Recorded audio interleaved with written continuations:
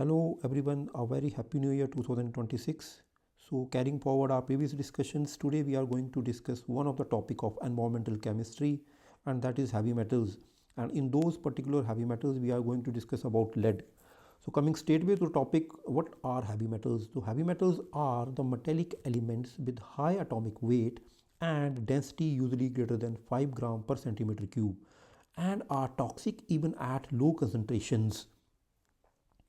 तो it is self explanatory कि इनका जो एटॉमिक वेट है वो ज़्यादा होता है, बहुत ज़्यादा होता है. It is heavy high atomic weight, density more than 5 gram per centimeter cube and toxic even at the low concentrations. Now coming to the lead, which we have mentioned earlier, that we will today discuss about lead. So its atomic weight is 82 and its mass, atomic mass, is 207.2 gram per mole is its atomic mass. Now coming to the other physical properties of lead. lead जो है, जो उसका जो position है periodic table में, it is group 14 4a. Group 14 4a of the periodic table contains lead. Coming to other physical properties, it is a soft silver white. Its color is soft silver white and or grayish metal. इसका जो colour है वो soft silver white और greyish metal जो है, ये एक तरह की वो मेटल है. Lead is a poor conductor of electricity. Lead जो है एक poor conductor of electricity and is very malleable, ductile and dense. Poor conductor of electricity, malleable है, डक्टाइल है एंड डेंस है. And its melting point is 327.5 degree centigrade. Boiling point is 1755 degree centigrade. Its density is quite high and that is 11.34 gram per centimeter cube. So again I am going to discuss melting point जो इसका है वो 327.5 degree centigrade है. Boiling point is 1755 degree centigrade and density, as heavy metals are having high density, so its density is 11.34 gram per centimeter cube. Now coming straightway to its chemical properties. What are the chemical properties of lead? तो इसकी दो states होती हैं. It is having two oxidative states. One is +2 state and another is +4 state. जो +2 state है उसको प्लम्बस बोला जाता है and जो +4 state है उसको प्लम्बिक बोला जाता है. +2 state जो है it is quite stable and +4 state जो है it is a less stable. +2 state का हमें एग्जाम्पल लिखने के लिए आए तो हम लिखेंगे PBS, galena and common pollutants are in this stage. And +4 जो स्टेज है उसका हम एग्जाम्पल लिखेंगे lead dioxide and which is used in lead acid batteries. No coming to its reaction with air. How does the lead react with air? तो lead जो है वो एक शाइनिंग लस्चर होता है उसका, बट इट बिकम्स डल जब ये एयर के साथ इसकी रिएक्शन होती है. The bright silver blue lustre of freshly cut lead turn dull grey coating. Passivating layer बन जाती है उसके ऊपर, जिसके कारण क्या होता है, एक डल उसका जो लस्चर है वो चला जाता है, एक डल कोटिंग जो है वो उसके ऊपर हो जाती है. And the reaction is mention like this. 2 Pb plus O2 gives us 2 PbO and 2 PbO, that is the lead oxide. No जो और क्या करता है और ये कैसे रिएक्ट करता है? Lead carbonates are also formed. जब ये एयर के साथ, एयर में क्या होता है कि कार्बन डाइऑक्साइड भी होती है, तो लेड कार्बोनेट्स बनते हैं. And these layers prevent the underlying metal from the further corrosion. ये उसके ऊपर एक कोटिंग बन जाती है, लस्चर गायब हो जाएगा उसका, उसके ऊपर एक पेसिवेटिंग लेयर बन जाएगी, लेड ऑक्साइड हो जाएगा. And at the same time lead carbonates are also being formed, जिसके कारण क्या होता है कि उसकी जो रस्टिंग है, अंडरलाइंग जो उसकी लेयर है लेड की, उसकी जो क्रोजन है, रस्टिंग है, वो रुक जाती है. So lustre is gone with the reaction with air. No coming towards its behaviour with acids and bases. कैसे ये बिहेव करता है? तो ये कुछ एक जैसे सल्फ्यूरिक एसिड के साथ जो है वो it doesn't reacts much. With sulfuric acid, lead is remarkably resistant to sulfuric acid because it forms an insoluble layer of lead sulfate, PbSO4, on its surface, stopping the reaction. So lead is used to lining tanks in the chemical plants. तो जो lead है वो readily react नहीं करता है initial stages पे, but उसके ऊपर जो है वो लेड जो सल्फेट की लेयर बन जाती है, जिसके कारण क्या कि रिएक्शन वहीं पे स्टॉप हो जाती है। और इसका जो यूजेज होता है वो केमिकल टैंक्स में, लाइनिंग जितने भी हमारे केमिकल टैंक्स हैं उसमें लाइनिंग में ये यूज़ होता है। Now coming towards its reaction towards the nitric acid, how does it react with the nitric acid? So lead dissolves in nitric acid to form soluble lead nitrate PbNO3 2। तो ये dissolve हो जाता है और PbNO3 2 जो है वो substance जो है वो लेड नाइट्रेट का सब्सटेंस जो बनाता है। No it is having a very remarkable property with calcium. Calcium की मिमिक्री करता है। व्हाट डज इट डू इसी की कहानी काफ़ी फैटल है ह्यूमन बीइंग के लिए। It do mimicry with calcium by Pb2 ions calcium mimicry by Pb2 ions to Ca2 positive. And it is because क्यों करता है mimicry? Because it is similar in size and charge. जो इसके ऊपर जो charge है और इसके ऊपर जो साइज है इसका वो सिमिलर होता है। किसके सिमिलर होता है? Pb2 और Ca2 पॉजिटिव का, दोनों का सिमिलर होता है।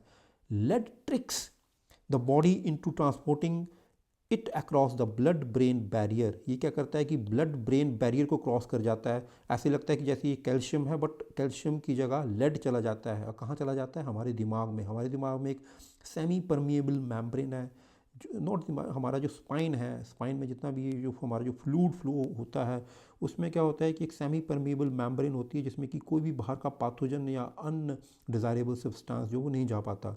But when it do the mimicry with Ca2 positive ion it crosses the blood brain barrier and it enters our brain, जिसके कारण हमें जो है वो नर्वस सिस्टम में हमारा जो है वो आगे चल के प्रॉब्लम हो सकती है। उसमें हमारा जो ब्रेन है उसके बारे में डिस्कस करेंगे कि हमें क्या क्या बीमारियां हो सकती हैं। Basically this topic is related with the diseases which the lead pollution cause in our body. No एक तो लेड ने हमारा क्या किया कि ब्लड ब्रेन बैरियर, ये पर्टिकुलर जो की टर्म है इसको याद रखना है कि ब्लड ब्रेन बैरियर को क्रॉस किया and at the same time it is being stored in our bones. हमारी ये केमिकल कैल्शियम की जगह जो है ये लेड स्टोर हो जाता है, हमारी बोन्स में स्टोर हो जाएगा, हमारी टीथ में स्टोर हो जाएगा। Where it replaces the essential chemicals. जो है मेन केमिकल क्या है कि ये हमारा कैल्शियम को रिप्लेस करने की कोशिश करेगा हमारी जॉइंट्स में, हमारे टीथ्स में। And at the same time it is crossing the blood brain barrier and enters the brain. Lead क्या करता है और कि it is having an affinity. Sulfhydryl जो ग्रुप्स होते हैं, हमारा जो प्रोटीन फॉर्मेशन होता है उसमें क्या होता है कि सल्फीड्रायल जो ग्रुप्स हैं उसके साथ इसकी एफिनिटी होती है, उसमें ये जुड़ जाता है। जब ये जुड़ जाता है तो ये इंपॉर्टेंट एंजाइम्स होती हैं उनको ये लॉक कर देता है, उनकी जो प्रोसेसेस हैं उसको ये हैम्पर करता है। It locks the processes of the enzymes, जो कि फर्दर हमारा जो हीमोग्लोबिन बनता है, हमारा जो ब्लड फॉर्मेशन होता है, हमारा जो लिम्फोसाइट्स वगैरह जो हैं, रेड ब्लड सेल्स जो हैं जो बनती हैं, उसको ये हैम्पर करना स्टार्ट कर देता है। तो लेड का हमने देखा कि जो है कि जो हमारा पर्टिकुलर हमारी जो बॉडी के ऊपर जो इम्पैक्ट हो रहा है that is the calcium mimicry. एक तो ये कैल्शियम मिमिक्री कर रहा है जिसके कारण क्या हो रहा है कि दो चीज़ें हो रही हैं, ये ब्लड ब्रेन बैरियर को क्रॉस कर जा रहा है and at the same time it is being stored in our bones as well as in our teeth. Second क्या कर रहा है कि it is having a strong affinity with the sulfhydryl groups and it binds to the enzymes, and at the same time when it is being binding to the enzymes it is hampering the process of hemoglobin synthesis. Now coming to the compounds of lead, what are different compounds of lead? तो lead के हमने वैसे तो बहुत सारे compound हैं but exam point of view से हम सिर्फ 2 या 3 करेंगे, मेंशन करेंगे। Lead acetate, lead oxide, lead chromate and lead carbonate. Lead acetate को क्या बोला जाता है? Sugar of the lead, sugar of lead बोला जाता है इसको। And it is a sweet tasting and water soluble. ये स्वीट टेस्टिंग होता है लेड एसीटेट और वाटर सॉल्यूबल है। Historically use to sweeten wine and now it is use in some hair dyes and textile dyeing. अभी ये जो है वो सम हेयर डाइज में यूज़ होता है और टेक्सटाइल डाइंग में यूज़ होता है, बट हिस्टोरिकली इसका जो यूज़ था that was the two Sutton the wine. Now coming to the second compound that is lead oxide, and these are lead 2 oxide जो हमने +2 स्टेट पढ़ी थी उसके सारे के सारे जो हैं कंपाउंड्स हैं। इसको लिथार्ज बोला जाता है। It is a yellow red solid used in glass making, ceramics and lead acid batteries. तो लेड ऑक्साइड का इसको लिथार्ज बोलते हैं एंड ये ग्लास मेकिंग में, सिरामिक्स में और लेड एसिड बैटरीज में इसका यूजेज हो रहा है। Now coming to its third compound, and that compound is lead chromate. Lead chromate को हम क्रोम येलो बोलते हैं।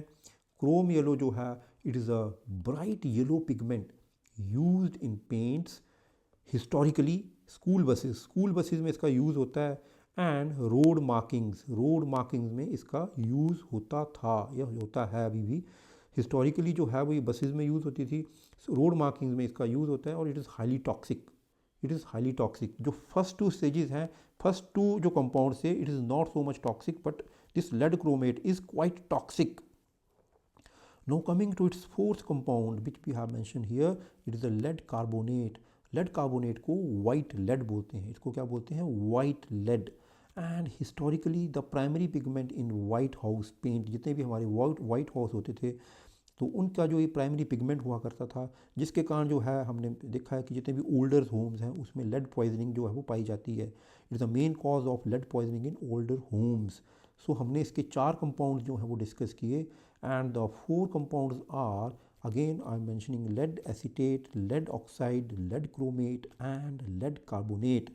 लेड एसीटेट को हमने शुगर ऑफ द लेड बोला और जिसका जो हमने देखा कि ये हिस्टोरिकली वाइन्स में यूज़ होता था, अभी ये हेयर डाइज और टेक्सटाइल डाइंग में यूज़ हो रहा है। लेड ऑक्साइड जिसको कि लिथार्ज बोला जाता है, ये येलो और रेड सॉलिड होता है, येलो रेड सॉलिड होता है and it is used in glass making, ceramics and lead acid batteries. No coming to the chromate जो है वो येलो है and it is a bright pigment which is historically used in the school buses and road markings and it is quite toxic. Now coming to the lead carbonate which is called white lead, इसको white lead बोला जाता है। Historically ये जो है वो old जितने भी हमारे होम्स से जो वाइट हाउस होते थे उसमें ये पिगमेंट की तरह यूज़ किया जाता था, पेंट्स में यूज़ होता था and it is responsible for the lead poisoning in our older homes. ये तो हमारे हो गए inorganic compounds. No coming to the organic compound, lead का एक मेंशन करेंगे इसमें। लेड का जो ऑर्गेनिक कंपाउंड है, these are most dangerous forms of lead because they are lipophilic.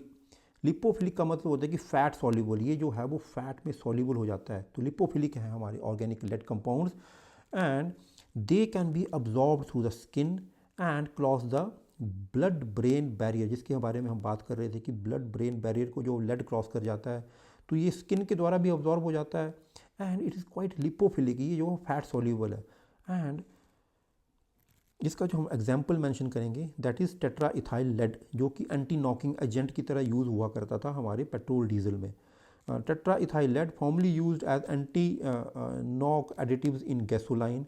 it has been phased out but still it is a very highly toxic and cause lead pollution. It is one of the source of lead pollution. Tetraethyl lead which was used as anti-knock additives in gasoline, it is a source of lead pollution. No हम बात करेंगे जो सबसे important point जो इस discussion का है that is the human absorption of lead. तो कहा जाता है कि एक स्टडी के द्वारा कहा जाता है और जो डिफरेंट डाटाज हैं वो बोला जाता है कि एक जो सिटी ड्वेलर है, वन सिटी ड्वेलर जो है अपनी डाइट में लगभग 200 से 300 माइक्रोग्राम पर डे, 200 से 300 माइक्रोग्राम पर डे जो है वो अपनी डाइट में इंजेस्ट करता है क्या, lead. Most of the PB intake by the typical city dweller is from diet about 200 to 300 microgram per day. Air और वाटर जो है वो उसमें ऐड कर देता है 10 से 15 ग्राम माइक्रोग्राम और। एंड जो हमारा अभी हम इसके डायग्राम के इससे हम देखेंगे जो टोटल हमने देखा कि 200 से 300 ग्राम जो है वो एक सिटी ड्वेलर की डाइट में 200 से 300 माइक्रोग्राम जो है वो सिटी ड्वेलर की डाइट में ऐड होता है कैसे कैसे, एयर के द्वारा एंड डाइट के द्वारा एंड एयर एंड वाटर जो है वो भी इंक्लूड कर देते हैं इसमें, ऐड कर देते हैं air plus water that is 10 to 15 ग्राम, दोनों अलग अलग, दोनों 10 से 15 ग्राम जो हो एयर भी करेगा वाटर भी करेगा, 10 से 15 माइक्रोग्राम जो हो कर रहा है।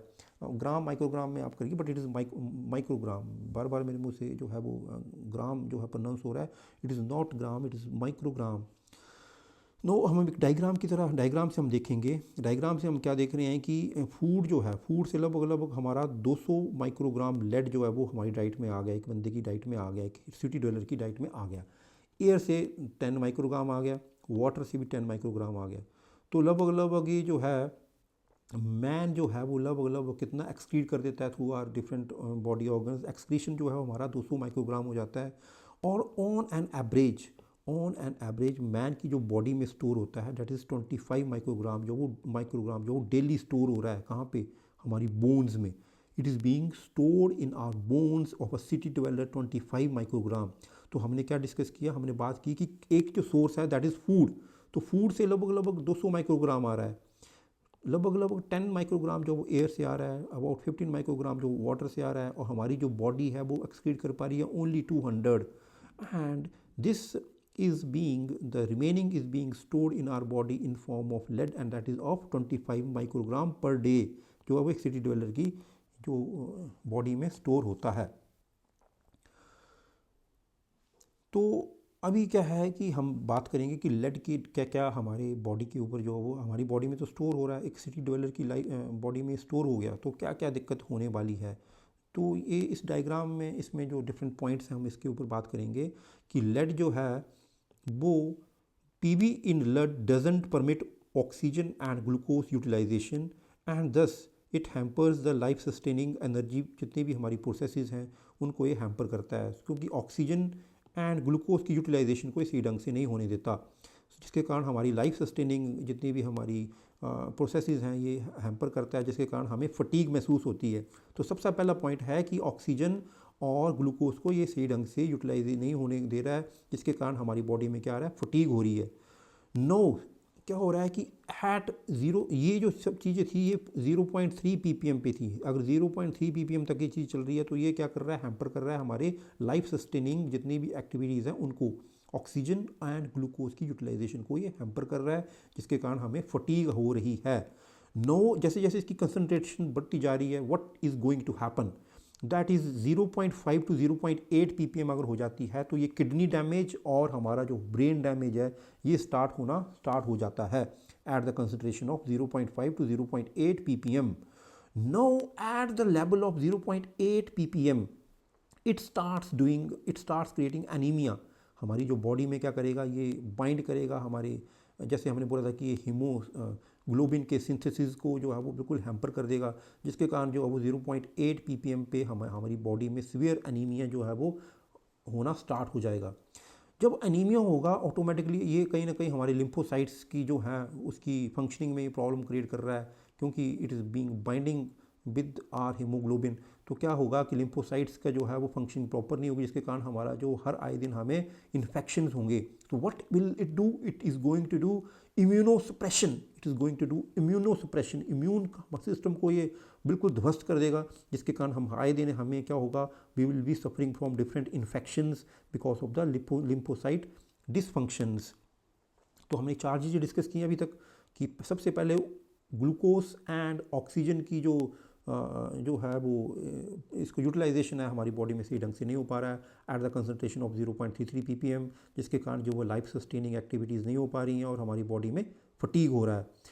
जब कंसनट्रेशन 0.5 टू 0.8 ppm हो जा रही है तो हमारा क्या हो रहा है, किडनी और ब्रेन जो है वो डैमेज होना स्टार्ट हो जा रहा है.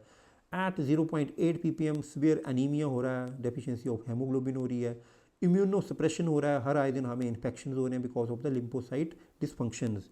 ये तो हो गया हमारा 4 मोटे मोटे पॉइंट. अब दूसरा पॉइंट क्या है, ये हमारा ब्लड से रिलेटेड चीज़ें थी. अब हम बात करेंगे न्यूरोलॉजिकल डिजीज़. न्यूरोलॉजिकल हमें कैसे क्या दिक्कतें हो रही हैं. तो न्यूरोलॉजिकल में हमें जो हो रहा है वो हो रहा है कि ये क्या करता है, इट हमारे जो ब्रेन में it cause swear brain swelling. अगर हमने बोला था कि ये ब्लड ब्रेन बैरियर को क्रॉस कर जाएगा, एक सेमी परमिएबल मेम्ब्रेन होती है हमारी ब्रेन को जो प्रोटेक्ट करती है, इसको क्रॉस कर जाएगा, जिसके कारण हमारे ब्रेन में स्वेयर स्वेलिंग होगी, सीजर्स आएंगे हमें, ataxia and even death in severe exposure. Ataxia होता है कोऑर्डिनेशन, हमारा जो नर्वस सिस्टम जो है वो उसमें कोऑर्डिनेशन जो है वो प्रॉपर नहीं हो पाएगा. अगर हम हाथ को हिलाना चाहें तो रिस्पॉन्स नहीं हो पाएगा, हमारा जो स्टिमुलाई है हमारा बॉडी को सही ढंग से नहीं हो पाएगा हमारे डिफरेंट ऑर्गन्स का. तो ataxia is the coordination of the different body parts according to the nervous system, वो हमें बीमारी हो जाएगी. तो इसको जो है वो एक सिंपल वर्ड में बोला जाता है इंसेफलोपैथी. मैं प्रोनाउंसिएशन सही ढंग से नहीं कर पा रहा हूँ, इंसेफलोपैथी, इन स्पेलिंग ENCEPHALOPATHY,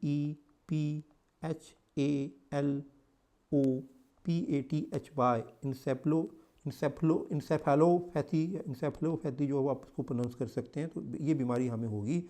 तो अटाक्सिया जो उसका है वो एक सब बीमारी है, अटाक्सिया इंसेफेलोपैथी की।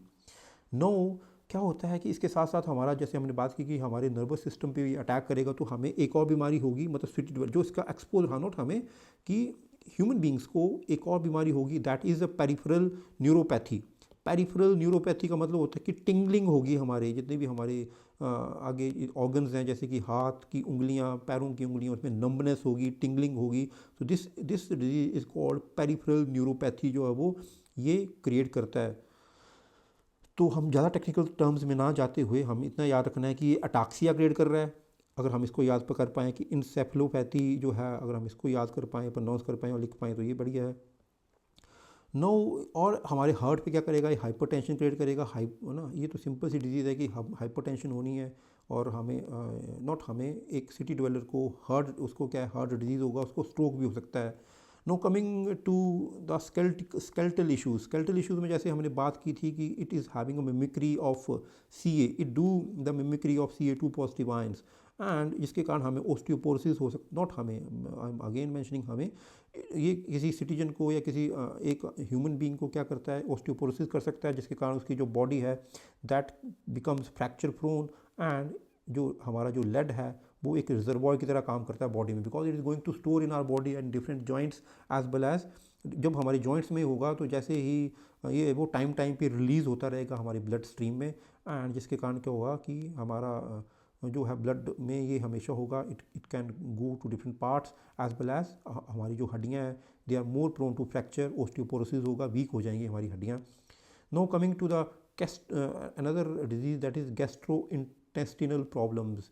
तो क्या होगा कि एक ह्यूमन बीइंग को स्वीयर abdominal पेन होगी, नोजिया हो सकता है, वोमिटिंग हो सकती है ड्यू टू लेड टॉक्सिटी। ये इमीडिएट है, इमीडिएट जो क्या होने वाला है उसको, इमीडिएट जो उसके सिम्टम्स हैं, that is the gastro intestinal problems, and these are severe abdominal pain, nausea, vomiting, and this is due to the lead toxicity. तो इम्पैक्ट ऑन चिल्ड्रन के ऊपर जो है वो इसका बहुत ज़्यादा इम्पैक्ट होता है, खासकर प्रेग्नेंट लेडीज़ के ऊपर। कैसे हो रहा है, during pregnancy it can transfer to foetus not fight, Indian है तो प्रोनाउंसिएशन ऐसी होती है, it can transfer to foetus, and it can, कैसे हो सकता है ट्रांसफर फीटस को, प्लेसेंटा जो है वो उसके द्वारा जो है वो फीटस तक पहुंच सकता है, जिसके कारण क्या होगा कि प्रीमेच्योर बर्थ होगा, किसका हो सकता है, नॉट होगा, हो सकता है, of the infant, premature birth होगा, and at the same time जो बर्थ हो रहा है वो लो बर्थ वेट होगा, जो इन्फेंट होगा उसका जो है वो लो बर्थ वेट होगा, एंड प्रीमेच्योर बर्थ हो सकता है। और ये सारे के सारे इसके साथ साथ मैटरनल हाइपरटेंशन हो सकती है, किसको, जो प्रेग्नेंट लेडी है उसको। जब ये बच्चा हो जाता है तो हमने देखा कि प्रीमेच्योर बर्थ हो रहा है, लो बर्थ हो रहा है, एट द सेम टाइम जो बच्चा होगा, जो इसके एक्सपोजर ज़्यादा हुआ होगा, उसमें ADHD रिस्क आएगा, ADHD risk. What does this ADHD risk mean? This means attention deficit and hyperactive disorder. Attention deficit and